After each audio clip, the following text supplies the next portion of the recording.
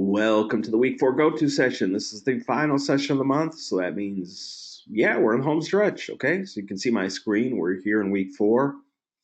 Um, Oddly, this is also the last time we'll be using go-to training. We're switching to something called Zoom. I have no idea how it works, but I guess I'll have to figure it out. So a final sorts for everything. This class, go-to training. You can see here, we're in week 4. Hopefully you've looked at the overview material. Um, the lecture we're doing now, of course. Okay, so we got basically two main things to focus on. Previous weeks, hopefully you've done the grammar quizzes, right? I think I've said in past weeks that you just get credit for trying a couple times, so hopefully you've done that. So we have two basically graded activities, and we have two ungraded activities, including the extra credit assignment. But let's start with the two graded assignments first. The first one, which is again due Wednesday, so that's right upon us, okay, tomorrow night. But this one is easier. I think week 1 was challenging because you had those two biography paragraphs, but those you had kind of until Sunday. I mean, I know you were supposed to have the paragraphs written by Wednesday and then write a classmate response by Sunday, but basically, as long as everything was in by Sunday, I still went ahead and graded it. Everything else was due on Wednesday midweek. Week 2 was pretty easy because there was a color coding thing, and then you wrote a 100-word reflection. Last week's was more challenging, though. I mean, you had to take time to read 2 articles and think about them and say something about them. Now we're back to kind of easier stuff, okay? This Sunday, you handed in an essay where you chose one of the articles that you read in weeks 1 and 2 and responded to it, essentially. Okay, obviously, we're building towards synthesis. So your final essay will be to write an essay that either speaks to or folds in information from both articles, both Harry Potter articles, or both Netflix or streaming media articles, or both streaming music articles, or both video game addiction articles. Okay, so that's what we're working toward. And to get you prepared for this, you have this sort of synthesis assignments where, again, you can read through the instructions on your own, but I'll just highlight a couple things. Yeah, you're going to review the 2 articles again, and you're both basically going to prepare yourself for what you think are the most important ideas in each article. If you did pretty well in the summaries, you maybe have already done that. But essentially, you're going to find 3 to 5 things in one article that you think are important, 3 to 5 things in the second article you think are important, and then here's the synthesis part: 3 to 5 of your own ideas. Okay, now that you've read the 2 video game articles or the 2 Harry Potter articles, what are your 3 to 5 most important points? Okay, because ideally, this is what you're going to build the final paper around. Does this make sense so far? I hope. I mean, you do have an example. So let's look at the example. Right, so it should look something like this. Okay, so he's grabbed 1, 2, 3, 4 key ideas from this article, 4 more ideas from this article, and then it looks like he has 4 ideas of his own. Okay, but you need to have 3 to 5, so don't worry, you don't have to have 4, 4, 4 like this guy does.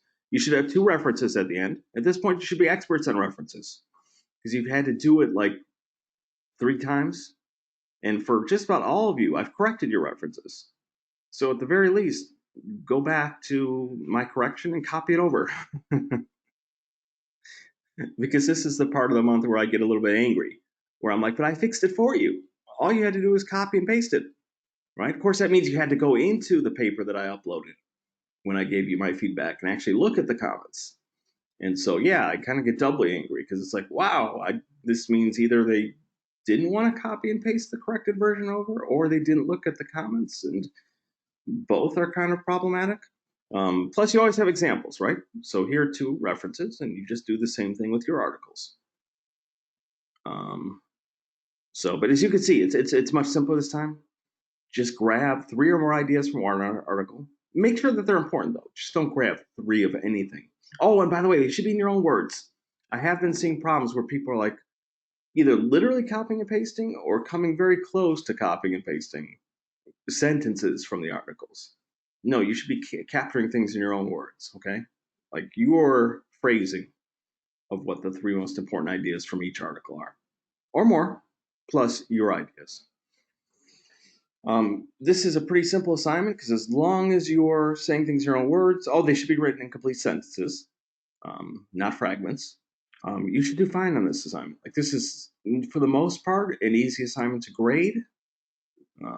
Because even if I say like, I'm not sure these are the most important ideas, or I mean, you're still going to get a lot of credit for doing the assignment and doing it correctly. Like, how much can I disagree with the ideas you've chosen? I mean, yes, if they're so random and so clearly minutia that you're pulling out of the articles, there could be points lost. But if everything else more or less looks like this, including the references, I mean, you're already set up to at least receive a B. And if the ideas are even halfway decent, we're probably looking A territory. Okay, so this is not an assignment designed to trip you up. It's to prepare you for the final paper you're going to write. The other thing is, again, I feel a little bit weird because we only have two people with us tonight. So two people here will understand this. The people who watch the lecture will understand this, but the people who don't watch the lecture, that's the ones I get worried about. The two articles that you looked at for last Wednesday's assignment, the two emoji articles, or the walk your cat articles, or the Facebook articles, we're done with those. Okay, those were just practice for that for week 3. So I don't want to see anything about cat walking your cat or emojis. Okay, that assignment is done. I've seen every variation on this. People return to those articles for this assignment. People return to those articles for the final essay. People who mix different articles from that assignment. So they decide to write a final paper, or even for this assignment, mix catwalking and emojis, or catwalking and Facebook, or they chose the Harry Potter articles in weeks 1 and 2, so they produced either for this assignment or the final essay something about catwalking and Harry Potter, which couldn't possibly exist in the same essay. So don't do that. Okay, don't do that. We're done with that. That was just for that, whatever that was, 3.2 or 3.3 assignments. Okay, we're back to the two articles that you summarized in weeks 1 or 2. Okay, if you have any questions about this assignment, feel free to ask in the chat. But I think this one is pretty self-explanatory. Just grab 3 or more ideas from one article, the other article, and then end with 3 of your own ideas. Because what we're building toward is the final paper. So let's take a look at that. This is due Sunday. Okay, so this guy here, 4.4, show what you know. It's worth 15% of your grade. You can watch a short video. Again, you can read through this. I do encourage you to read through this on your own. First of all, don't get confused by the language. It says you can choose either a blog or a presentation. Blog just means essay, okay? So it doesn't mean you get to ignore APA format. It just means that what you write, yes, it could, if you had a personal blog or website, appear in such a place. I actually don't like this language because it confuses so many students. Either because they ignore APA, or they start saying like, "Hello, welcome to my blog," even though people don't write blogs like that. So think of it as like a semi-formal or even formal blog post, right? There are blogs out there where people essentially write essays. They write their own thought piece, okay? But it follows the standard rules of grammar. It's not just a talky blog post. So don't get confused by the language. Blog means essay or a presentation. It says click here for examples. Oh no, it's a rubric. Where is the examples? Here we go. This is here's the blog post example, and you'll see it's an essay. Oops, that's the video I was watching earlier on cheetahs. That's not what I wanted. Here we go. Okay, so this is the blog submission. As you can see, it's just in the form of an essay, just like you've been doing all month. Okay, so don't get fooled by the language. And you can look at this as an example. There are references at the end. Yes, you're allowed to use first person. The basic rule is if you're talking about yourself and somehow your experiences, like if you are somehow important to the essay, then yeah, I is fine. If not, I is usually unnecessary. right? I think I mentioned this before. All those I think, I believe, I feel, like it's my opinion that all that stuff can be deleted because it's understood that if your words appear on the page, they are your thoughts, your feelings, your beliefs, your opinions. Okay, but yes, if you decide to begin with, like, as a moviegoer, I find myself, right, or as a Harry Potter fan, or as a video game fan, sure, there's nothing wrong with I. I think sometimes students get confused, like they can never use I. That's not the issue. The issue is it relevant, right? Um, yeah, are my personal experiences somehow being used, or my personal, um, I don't know how to phrase it. It's like I think that pieces that rely on either experience or they're so voice driven, like they're not just saying I think, I feel, I believe, but they use their first person voice in a different way. Like it's clearly they're speaking. That can be successful sometimes, but rarely do I see students pull that off. So I like the idea that yeah, if your experiences somehow are important, then I is fine. If not, take a close look. Usually it can be deleted. And then you have the presentation example. Now the presentation means you're going to be using the skills you learned to create a presentation. I teach creative presentation in addition to this class. I mostly teach English, but a month or two per year I help out in creative presentation because I like teaching that class. So the skills you learned in that class, you're going to use here. So it shouldn't be you just slapping some words on slides. Okay, think of the things you learned in creative presentation. A presentation that is visually attractive, where it's actually visually driven. Um, I always teach in creative presentation that you are using visuals with limited text to act as sort of a backdrop for what's most important, which is your prepared script, like what you say out loud. In that sense, it's more like a dynamic video. Whether you're using video software or presentation software, the idea is that it should be, yeah, dynamic, meaning that the visuals change to match what you're saying. Now, for this assignment, you don't have to record the voiceover like you do in creative presentation. So we understand that the presentation is a lot of work, but you should have all the other pieces in place.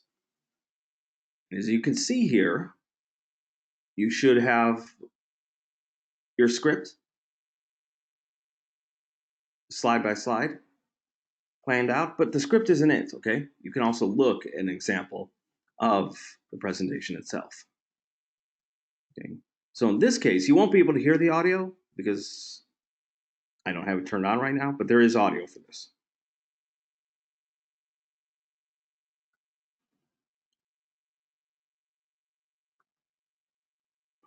Right?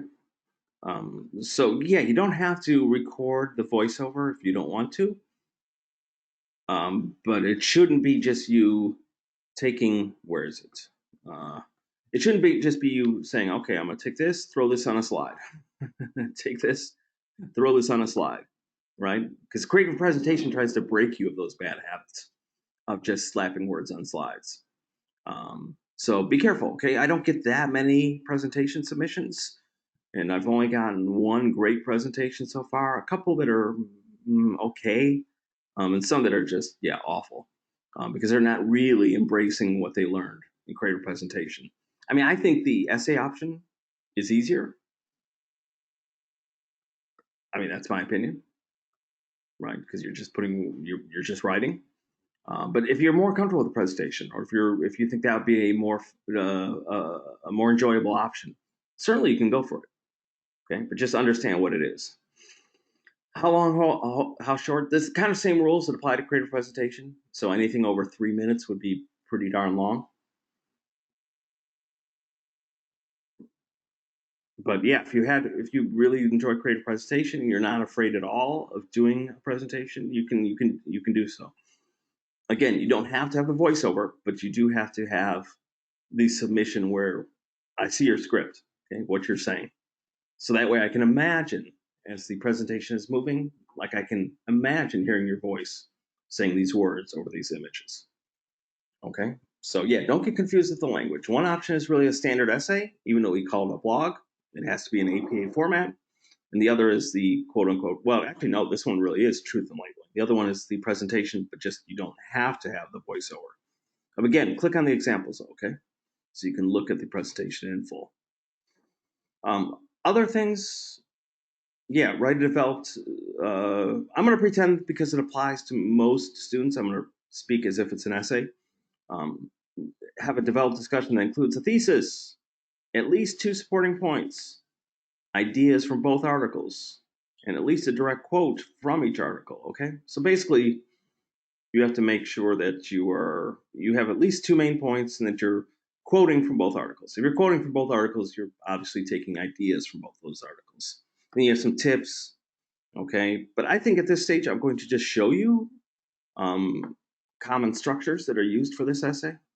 First, kind of what I think the essay is asking for, and then second, what I see is a kind of workaround. Because so many students do it, I just embrace it at this point. Let's see. You would think I would have this prepared in advance. Is this it? Yeah, that's it. Oh, no, that's not it.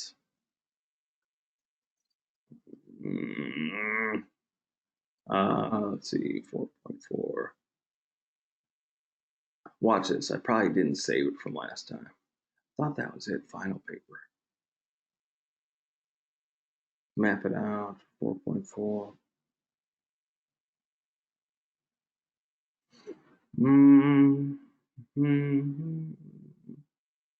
Okay.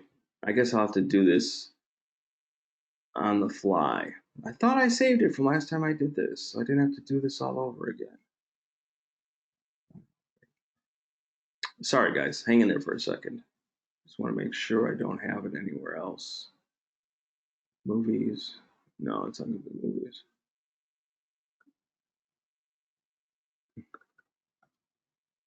No, it's not in there. Okay, so I'm going to do this on the fly. Close all these folders.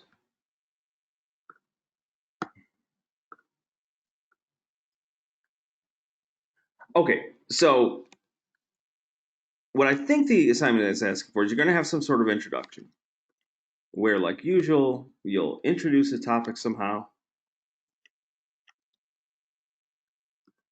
and deliver your thesis, stance, argument. Okay. There are lots of ways to do this. You can begin directly by mentioning the articles, or you could just begin by mentioning video games in general, or you could do like what this essay is doing, begin with a personal anecdote as a moviegoer, right, to set up the issue.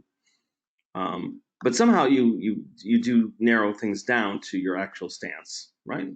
So what is your stance on video game addiction? That it's serious, that it's not serious, that it's somewhere in between. Okay, that's what I mean by thesis, stance, or arguments.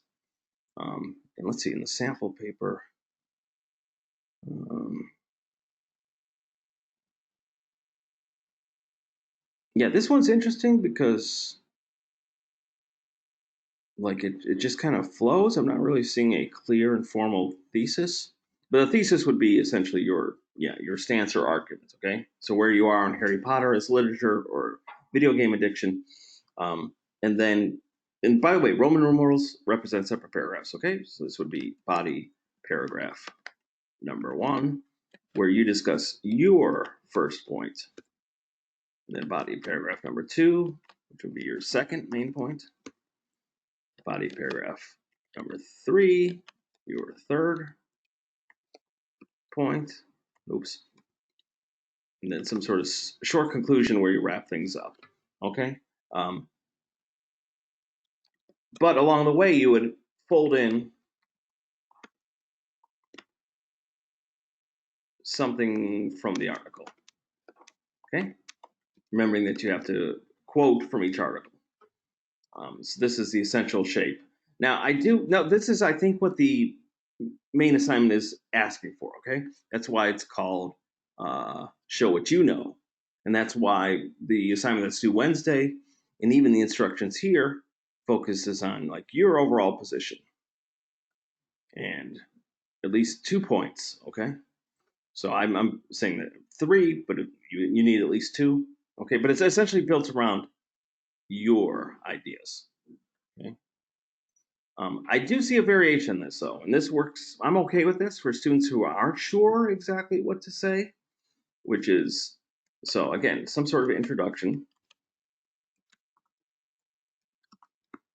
that again frames the issue or topic, such as video game addiction. And then there's a paragraph here where that summarizes one article. And then the student responds. Oops. And then the student responds to that article. And then there's a paragraph that summarizes the other article, then responds to that article, and then some sort of conclusion. Okay, so this stupid thing. I hate this MacBook. I cannot stand it. It is so sensitive. So choose whichever one works for you. Again, I think this one is more in the spirit of the assignment. You have some sort of opening paragraph where you'll figure out your own way to introduce the topic or the two articles, okay, and then end with your stance. How you feel about streaming media, how you feel about video game addiction, and then you'll make your points. Like, this is what the Wednesday assignment is designed to do. So let's say that you think video game addiction is overrated. Okay, make your 3 points. What are they? 1, 2, 3. And then you fold in information from each of the articles somewhere while you're making the discussion. But here it's primarily based around what your points are. Okay? I mean, I'm also okay if you flip things and you're essentially beginning with something that the article says, because maybe you agree with one of the articles overwhelmingly. So you believe that video game addiction is a problem. So if you want to begin with the NewsGuard's points about A, and then move on to the NewsGuard's point about B, that's fine as well. But here's the thing, I don't care. I should say I don't care. I mostly want to see an organized piece of writing, okay, that allows me to see how you think, how you write, whether you can follow APA formats. And as long as you're doing so, that's why I try to give these kind of general tips, okay? Because you have room to work within these things. As long as I see some sort of logic, that you have some sort of beginning, some sort of ending, and in between you have separate paragraphs to focus on one point at a time. Whether it's your point, you're going to back it up with something the article says, or you're going to begin by framing things by what the article says, and then you get to your point. Or something like this, which is a bit more general, but because I saw this so much over the months, I just said, you know what, that's fine too. As long as I'm able to see something that's organized and that I can respond to, that's cool. Okay, so again, some sort of introduction, a paragraph that summarizes the article. This is a bit more challenging because your summary won't be 3 paragraphs like you did earlier. You're going to explain the gist in a paragraph and then respond to it. Paragraph that focuses on the other articles, respond to it, conclusion. So whichever one you're more comfortable with. I do think this leads probably more to a more interesting essay, but either way, I just want to see your writing. Does that make sense? Yes, no, maybe so. Sorry I didn't have this prepared in advance. I probably do, it's just I can't find it, which a more ambitious instructor would have found before the lecture started. But I'm working on coffee because I'm half asleep, so I know, no excuses. It's not an excuse; it's an explanation. Um, did that make sense? Can at least someone confirm that made sense? Because if it didn't, then I'm in trouble. Because I'll have to go over it again. Here, I'll take a sip of my coffee before I hear back. Okay. I'm not hearing any yeses or no, so I'm going to assume that people make sense out of things. Okay. Again, you have the instructions, you have samples to look at. You should be good. Just make sure that your essay has some sort of logic to it, and then it folds in information from each of the articles, and you should be good.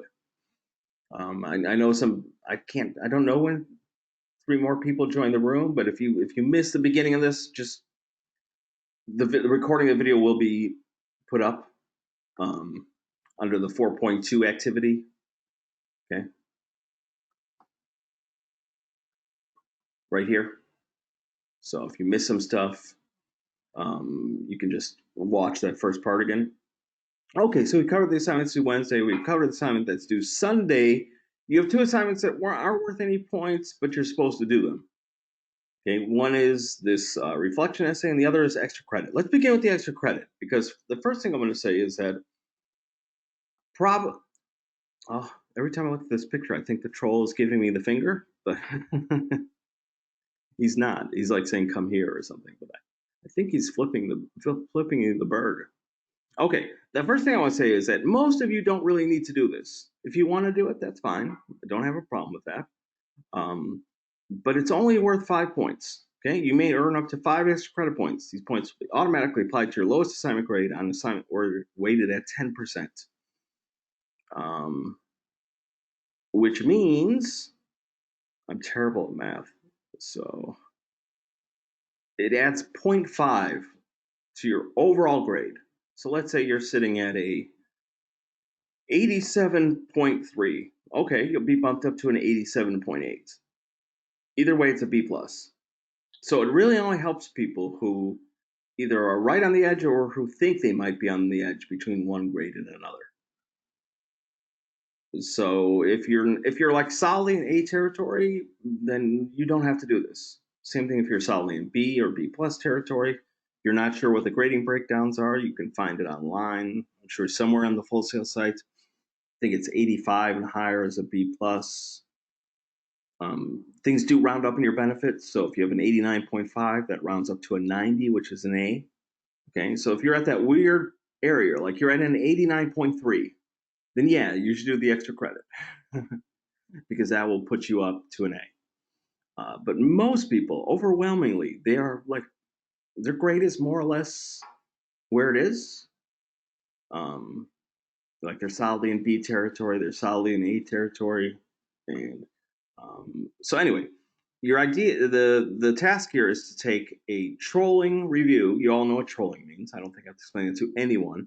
And essentially untroll it. Okay, I talked earlier at the beginning of the month where people are awesome at giving their opinions, sometimes knee-jerk opinions, and this is why we want you to spend time thinking thoughtfully, reading thoughtfully before you respond. So yeah, your job is to take this paragraph where clearly this person doesn't like the movie Captain Marvel. Okay, and it couldn't have been more idiotic if it had been written in crayon. Uh, you know, the writers embarrassed themselves. They trashed the Marvel Universe canon, and so on. By the way, I don't even need to guess who this is. Like this, 99.9% chance this was written by a guy. Like, I don't mean to stereotype, but women just don't have this kind of anger towards the movie. I don't know. I thought Captain Marvel. It wasn't great, but I thought it was good. Like it didn't get me angry. But okay, this person is very very angry. So your challenge here is to take the same information and rewrite it in a way that is more presentable. Okay, like let's say you really didn't like Captain Marvel, which is fine, but try to present the same information in a way that will sound reasonable. That someone like me who disagrees won't think, "Wow, who is this nutcase? Why is this person so angry?" Um, right? Yeah, here's where I can tell it's written by a guy. Apparently, Brie Larson couldn't tolerate sharing the spotlight with a character more masculine than herself. Yeah, this is a dude. He's angry that it's a superhero movie that has a female in the lead. But okay, let's try to rewrite things so that someone like me doesn't automatically resist reading this. Okay, that's the goal here. Um, and you can receive up to 5 points extra credit. But again, do it if you want to, or if you think it's fun, that's fine. But you guys are busy, right? You're juggling lots of things. So please don't feel compelled to do this if you don't need to do it. Students see extra credit, they get so excited, and then they don't realize how little it's worth. I think we should be awarding more than 5 points, but that's how it is. Okay. Plus, you got those gimme assignments, right? The 2 grammar quizzes that basically give you a free 100 for taking it a couple times. So that's extra credit in itself. 10% of your grade, that's essentially an A. But yeah, this is only 5 points. So do it if you need it. But if you don't need it, please just give yourself some time off. The other one that's worth 0%, but there's supposed to be a professionalism grade for not doing it. I say not, there's supposed to be. I don't always penalize students for not doing it, but I'm supposed to encourage you to do it anyway. Who knows though? I've got a new boss. She might start telling us to take professionalism points off for students who don't do this. But essentially, you just have to answer these questions. Okay, so you scroll down a little bit. These are all focused on what you learned. What do you expect from this class? How confident were you with your writing? How have you changed? This is not about like whether you like the class, hated the class, liked me or hated me. You have a separate activity bit where you get to speak to your heart's content about whether you like me or like the class. That's not this activity, okay? This is really to get you thinking about yourself and what you've learned during the month.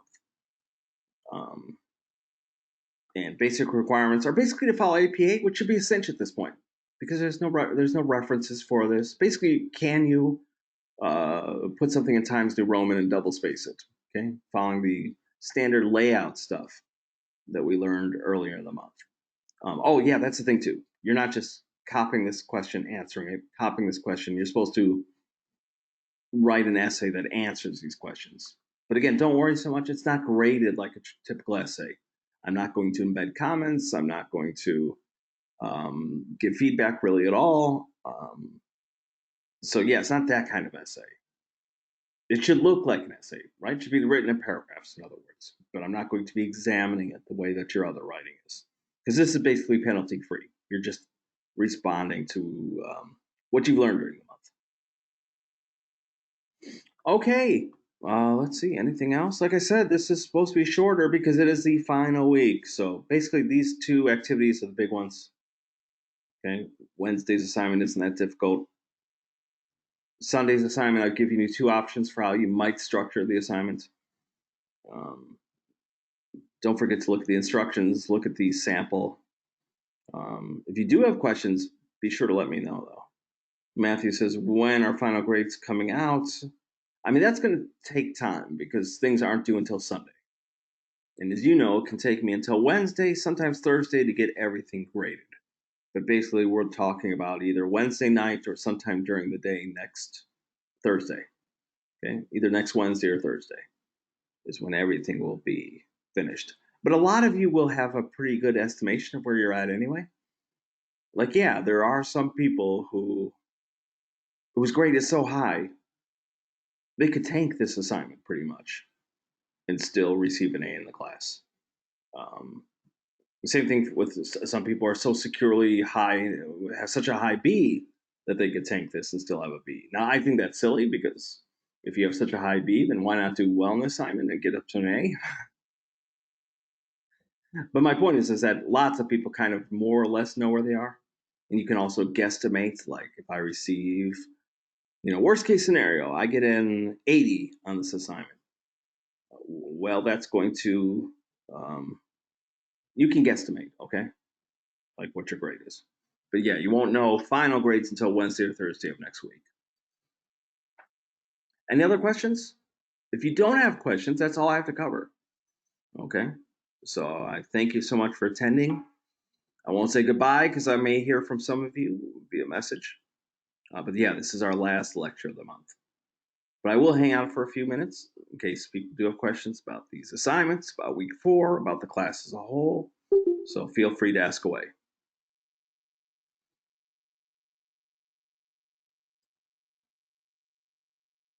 And since questions are slow in coming, I will stop the recording now. Whoops. I will stop the recording now.